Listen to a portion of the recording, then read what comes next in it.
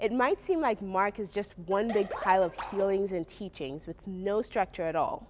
But if you stick around, I'll show you how you can divide Mark up into distinct sections that will help make this gospel easier to understand.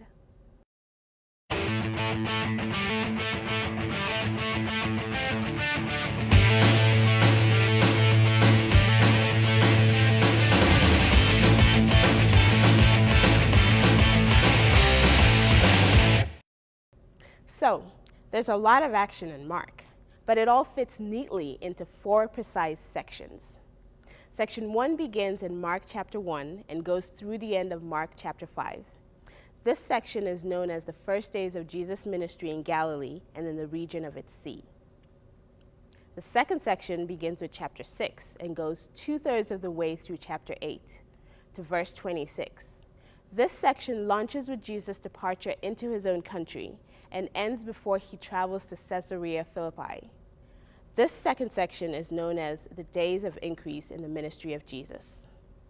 In the third section of Mark, Jesus prepares for his crucifixion by trying to help his disciples understand what's about to happen. In this section, which finishes out chapter 8 and ends at the conclusion of chapter 10, Jesus reinforces the lesson of humility. He also settles disputes among his disciples, who are fighting about who's the greatest. Since Mark's focus is on discipleship, this third section may be the most important, as it explains the necessary qualities for being a good disciple. Hint, childlikeness is key.